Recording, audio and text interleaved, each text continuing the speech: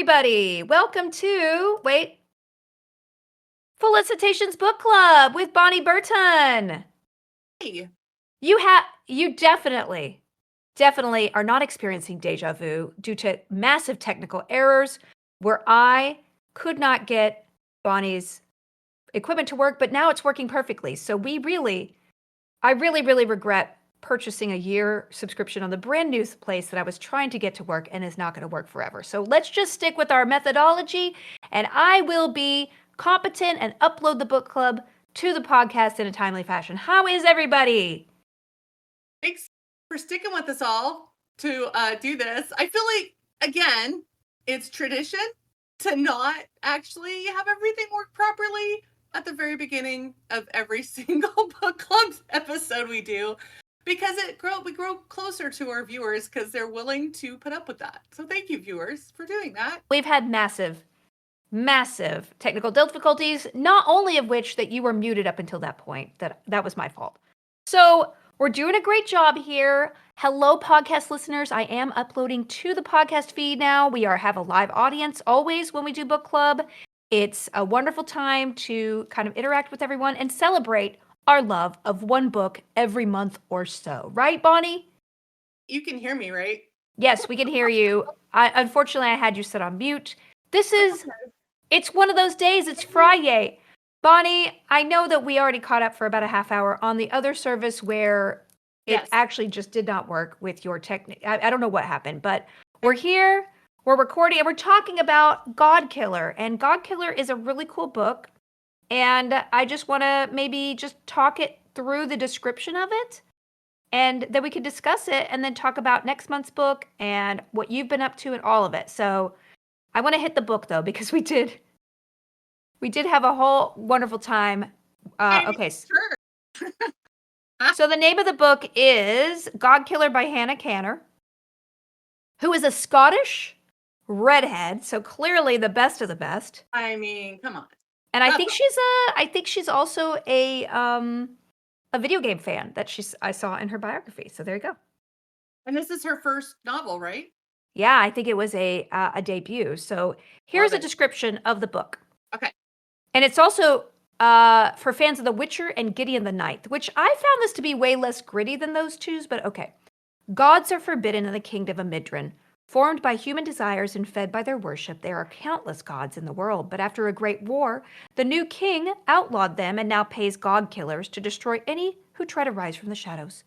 As a child, Kissin saw her family murdered by a fire god. Now she makes a living killing them and enjoys it. But all this changes when Kissin is tasked with helping a young noble girl with a god problem. The child's soul is bonded to a tiny god of white lies, and Kissin can't kill it without ending a girl's life too. Joined by a disillusioned knight on a secret quest, the unlikely group must travel to the ruined city of Blenredin, where the last of the wild gods reside to each beg a favor. Pursued by assassins and demons, and in the midst of burgeoning civil war, they will all face a reckoning. Something is rotting at the heart of their world, and they are the only ones who can stop it. Bonnie. Yeah. What did you... Yeah, I mean, boom. I mean, we're talking fantasy. It's got everything. It's got gods and bloodshed and little kids. And what did you think of Godkiller? I picked this one because I like the cover. I'll just say straight up. I was curious if that was because I also judge a book by its cover many times when I buy Always. books. I as you know, I'm not a huge fantasy reader. I go more towards urban fantasy. I loved cryptids, so I did like this, like this. I don't want to call it a spirit animal because I don't want to like take that away from an actual culture that exists in our world. But I do like any kind of animal companion or animal-like companion or cryptid companion. So I did like this for that because, as you know, I'm a huge jackalope fan. I own many jackalopes. I wrote a book about cryptids a couple years ago. I've been re-promoting because I'm trying to get cryptid project off the ground. So I'm like I have cryptids on the brain. So I'm I was very excited about this. And just to be clear, the god, so there's a girl named Inara, and she's about 12 years old. Yeah. And she's one of the main characters. We have Kissin, who's like the god killer, and she's kind of like Geralt the Witcher. She's been there, done that, doesn't care about anybody. She's bi, and it's really Love cool. And it. she Love also bisexuality doesn't in a have a book. leg. Yeah, that was the other. So here's the thing. This book is very. I'm a huge fan of Witcher. I definitely saw the Witcher like connections or at Yeah, least yeah. influence. I'm also. I also like. Was it Gawain the Green Knight? Great. Gideon the Ninth, which was super No, edgy. I know, but like Gawain. There's an actual. Is it Oh, Gawain? Gawain the Green Knight, Yeah, like the Arthurian legend. Yeah, of yeah, course. I got some vibes of that in the book a little bit as well. Maybe Hmm. not everyone did, but I did. Again, I love that there's bisexuality represented in a book. I love that queer culture, queer sexuality is in a book, but it's not like the main thing. It's just like Witcher's new. Whereas there's a lot of bisexuality and sex positive stuff. So and also there's a representation of people that don't always get represented in fantasy books. So I like it for all of the world building. I liked the characters. I liked the animal-esque companion. I like the idea that there's multiple gods, but that you're not really supposed to believe in them because obviously the war thing, but also they're very. I feel like Greek gods in the way where they all have human-esque problems. Like they're They have not. their own agenda, right? And basically, Yeah, people's worship, it kind of treats faith as sort of their manna. So yeah, people worshiping them feeds them and helps them develop their strength. And their shrines are essentially their homes, right? And if you destroy their shrine, if they're not strong enough, they get destroyed completely. And it was really, yeah, you're right. They're less gods, but then like spirit beings who pray or feed off of human devotion.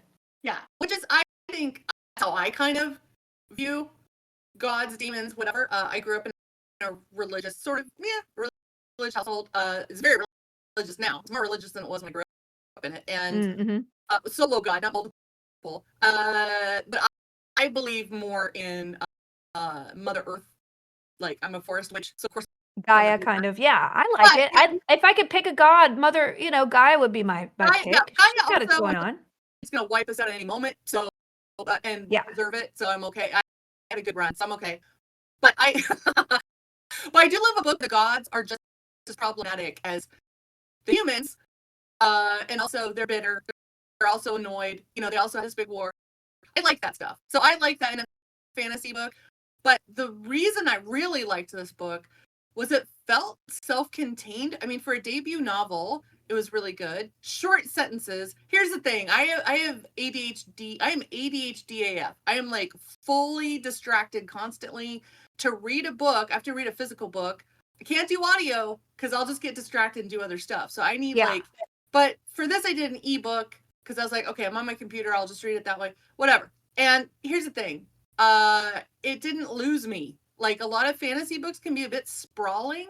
You know what I mean? Yeah, Like, it was very concise and yeah, it felt epic. It felt like an epic fantasy, but it's short of 300 pages, which yeah, is, by the way, it's like a movie. Movies should yeah. not be over 3 hours, 2 hours. I think a movie should be an hour and a half to 2 hours, preferably an hour and a half. Like, I don't I have agree. time. Well, we don't So, have time, but also I just get and I forget, and I'm dyslexic, so it's yeah. like I got stuff to do. So it's kind of And like there's I a need lot, like, listen, when I was to. reading that description, I had never read those words out loud, and I was like, "Braith, what the straight," and it, like, the god that inhabits Inara's heart, Yeah. or is tied to her, is called Skid Skedisith? Here's a Skedi? I don't even, I've never said it out loud, so I had to I write it down, wonder and I yeah. wonder this because when I worked at Lucasfilm for a long time, I think I might have asked George this question. Why do you always come up with creature names, planet names that are almost impossible to spell or pronounce? And I said it in a nice way because I didn't want to get fired. I think he was influenced by sprawling fantasy books. I know, Of probably course. Lord of the Rings, that sort of thing. Yeah. Where they have long, but also Shakespearean names are long, whatever. It's not like Dickens where the name is kind of defines that person. Mhm. So I know it's a thing in fantasy. I know it's a thing in sci-fi. Everyone wants to be different. Everyone wants to, but I know we've talked about this in other book clubs and our previous book club, Vaginal Fantasy Romance Book Club. I know I've mentioned this many times. When I write books, it's gonna be Frank, Helen, Well, Eric. that's what's funny about lit RPG. The leads are always like Derek. you know? Yeah. It's Maybe always like I'll get a Wendy, little. Derek, John, Yeah, just the I Jared. mean, I might get a little lyrical, but I'm not gonna have something with 12 Ks in it. I'm not gonna have anything that has umlauts and a lot of silent vowels. Like it just I love because that. You got to write what you write. Although I do love a good flowery fantasy novel, and that's why this one kind of, I think, walked the line of being super epic fantasy and feel, but lighter weight, so that you could kind of sink your teeth in it. And the wonderful part of this, Bonnie, is that, the cliffhanger is very upsetting. One of the major characters seems like oh they yeah, passed spoiler away. alert. Yeah. Spoiler alert, one of the main characters, and then thank God they gave a sample chapter at the end revealing that was not Which I the love it case. when books do that, by the way, because that's gonna Yeah. hook me into because I do like book series. So like even though I'm more of urban fantasy and horror fan, I like, I'm still reading. I think I'm on book 3 of Clowns in the Cornfield, like that, the one I made you read. There's like more, but like Legends and Lattes continues on. Well, listen, Lit RPG is the king of sequels. I mean, Well, I got like 13 books in, and I'm like, where's the next one? Why aren't they out and already? Like, it is just once fast I'm food literature, and I love it. Yeah, That's why I read most of I'm it. hooked. Once I'm in, I'm in. So I like it when authors and publishers are like, "Hey, here's a sample chapter. Here's the first chapter of the next book." Because then it's like, it's like drug rules, right? Like your Yeah. first is free, and then once you're hooked, you're hooked. But not fentanyl. There's no fentanyl in this book. Like I felt like this. I'm using horrible analogies. I like this book because I could pay Today is a attention. mess, okay? Let's just establish it. I could If pay this gets attention. uploaded, God bless me and everybody around me. I mean, our viewers deserve lots of medals for just putting up with all of this and just me in general. But I just love this book because I could remember it. I didn't have to reread things. I was involved in the plot. I was involved with the characters. Yeah, there's some problematic stuff, but this is a pretty good book for a debut author. I mean, I liked it. I want to keep reading the series. I like the fact that it was inclusive. It had queer representation. It had a lot of things where you're like, oh, wow, this is the modern sort of morality that we want to. But it didn't call attention to itself like, oh, somebody told them to put this kind of person, or someone told them to give a nod to this. We have, like we said, we had the grizzled Kissin, who is the person whose family got killed early on, and now she's a Godkiller, very edgy, bisexual. She's into everybody, very sardonic, and does not want to take on this girl, Inara, who basically is a mystery. And there's a lot of mysteries we do not solve around this girl's identity and her mother and why she has this god attached to her heart. All this stuff is very interesting and some intrigue that we'll have to learn about in the next book. And then we have Eligast, who is basically the BFF of the king who has banned the gods, and he has PTSD. And it's very, I mean, I have to say that the way that he was portrayed about trying to overcome his mental illness is very touching and very, I just really felt close to him as a character. And the three of them sort of form this family over the book that I really want to see more of. And so that's why when one of them is in peril at the end, you're like, no, I want to see how this works together. Stop it. So it is very good. I was really invested in the characters in a way that was really, I can't wait to read the next one. I mean, also, I agree Wait, with I want to that. stop. I want to stop. There's a comment in chat. I usually don't like to do Oh that. God. Oh no. A What? new person, first time chatter, no sub. Are you ladies managers at Hot Topic or something? I'm kind of confused about what I'm watching. Now, Are you talking about me? anybody? I don't understand the Hot Topic. Is it that You know I what? have a Probably Mario because of hat my decor, because I have like, skeletons in the back. This is, by the way, this is called COVID roommates because Yeah. I live alone and on? I have to have some human-like bodies. I also have a ventriloquist dummy that may or may not be possessed back there. This is not Hot Topic. This is probably Home Goods.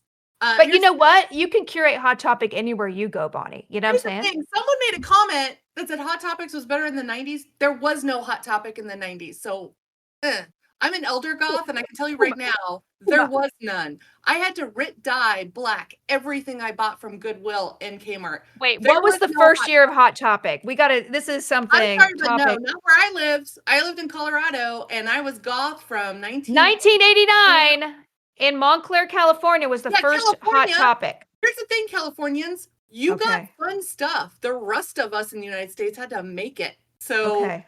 I don't know if it was a dig about Hot Topic. I love Hot No, no, Topic. no, because they said they loved Topic. I'm an They elder goth. I own it, but here's the thing. I also have color. So there's lots of color in here. So I'm a maximalist with But color. Hot Topic is like, if you see the new Hot Topic, it's more like you're going to a convention room floor booth, like a convention booth. I would say there's a lot more Invader Zim and Beetlejuice and a lot, the usuals. But I had to stop going in there because when they had concert T-shirts, it was like walking through my ex's, like ex-boyfriend, Hmm. ex-girlfriend museum because I I dated haven't been in a him. Hot Topic in a decade.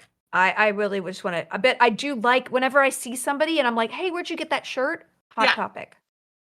Hot Topic is great, but also I shop at other goth stores like Killstar and Dolls. By the way, I don't know why this turned into goth talk all of a sudden, but yeah, Dolls Kill. Is that the one? Dolls Kill, that place? That's like no, I was about to say a word that I don't like, but it was I'm a like paraphrase. provocative goth, right? Is Well, Dolls I'm Kill? trying to look more business attire goth, like more Mm-hmm. bookish goth instead of like, because I've been goth since goth. I've been goth before it was called goth. I was called a death rocker because that's what they Yeah. called goths back then. And also, if you go to my social media, you'll probably, especially Instagram, I have a whole highlights folder called goth where you can see all the goth versions of Listen, me. you, you don't question Bonnie on goth, okay?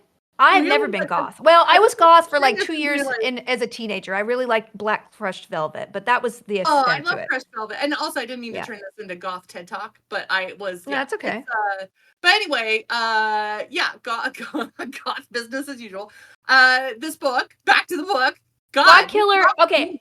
I mean, we don't really have much else to say or the time to say it, but I will oh say crap. that Godkiller, I really enjoyed it. And the fact the sequel is coming out March 12th or something makes me Yeah, so happy because I won't have to wait for. I mean, if we read it 2 years ago or whatever when it first came out, we would be angry right now. But we're going to get a sequel right around the corner, yeah. which I think is awesome. And yeah, I highly recommend it. Again, the characters were cool. They were just, and I just really loved the idea that these gods depended on this faith. So really, they were dependent on the humans to exist, and then they became super powered when they got enough worship, which I think is a really cool concept, and we could go a lot of different places in the future with it. I think there's also, actual religions and mythology Mhm. that feeds off of this idea that gods can only exist if people believe in them. I know that's a Yeah. thing in creepypasta too, that Slender Man only exists Mm. depending on how many people believe in him and that sort of thing. And it's a horror trope for sure with demons. But here's the thing, I just like this because it felt like a good adventure book.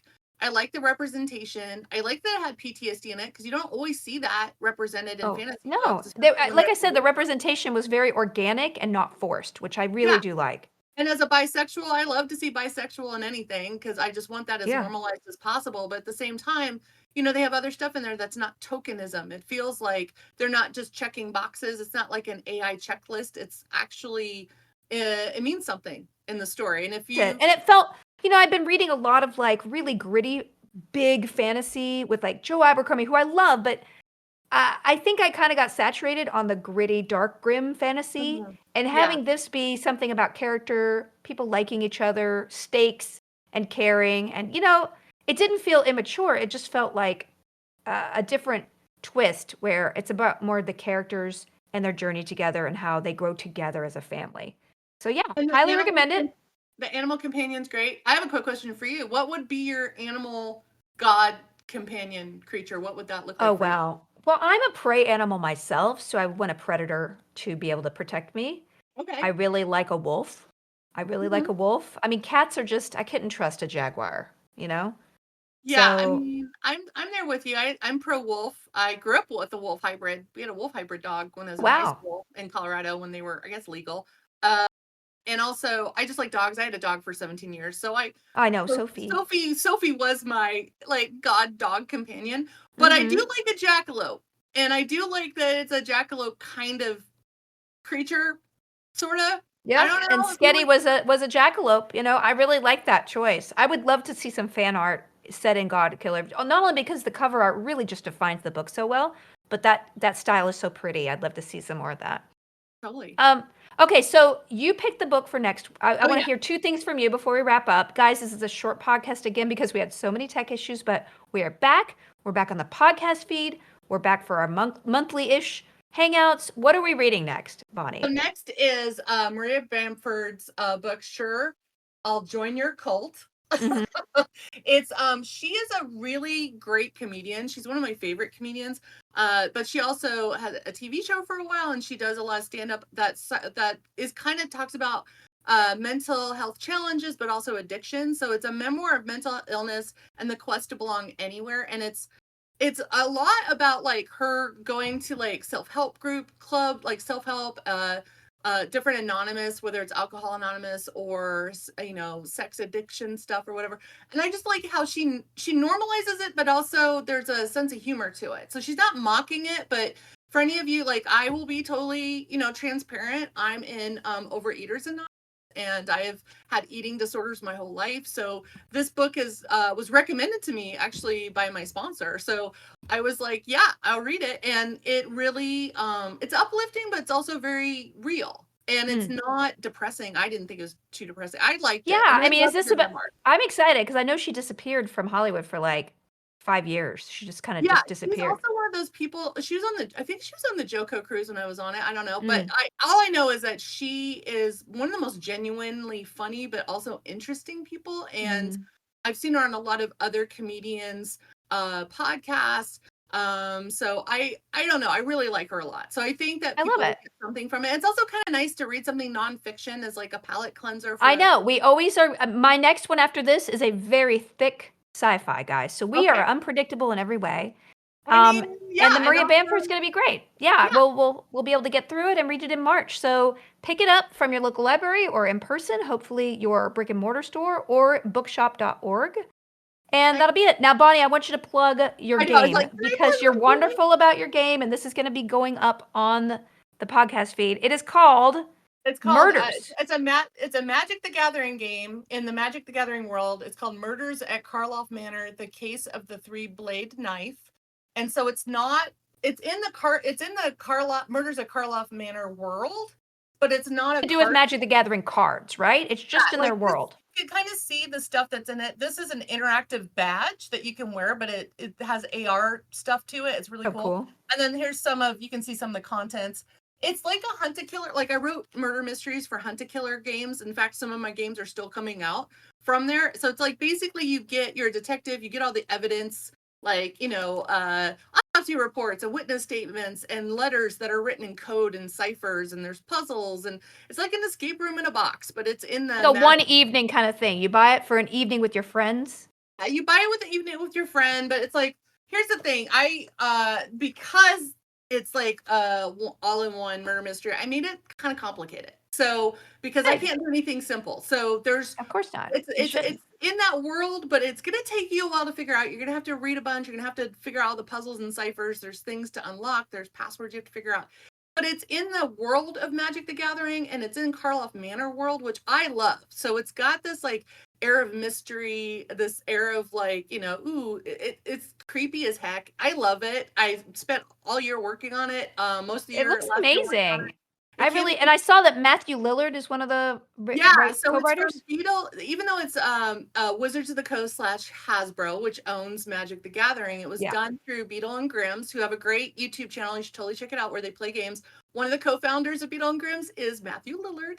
And I worked with John, who is one of the co-founders, and some of the other members of the team on this game. And I hope you guys like it. It's out now. You can buy it from brick and mortar stores that do Magic the Gathering sell those types of games, but also on the Beetle and Grimm's website. I think it might be on the Wizards of the Coast website, but I always stress, if you're going to buy something like this, support your local brick and Yeah, mortar if you can. shops if you can. Call it first though, because if you go over there and they don't have it, you'll be resentful and never buy online in Also, person sometimes again. those stores will order it for you. So, That's like, true. Yeah. and your local comic book shops also, do these games too. And, I love Geeky Teas in LA. That's my favorite place to I know, like. and I think she's expanding. So, ooh, Yeah, so I might, Donna, if you're watching, I'll make sure you get this so you can check it Donna's the out. But yeah, best. it's I'm very proud of it, but also I had a really crap year last year, and This was sort Many of of us like did, yeah. the light at the end of the tunnel that wasn't headlights. I And know. It's a way to start the year off right. All right, yeah. you guys. Well, thank you so much. Read along with us about Maria Bamford's latest book, and we will see you in March. Thank you. Bye.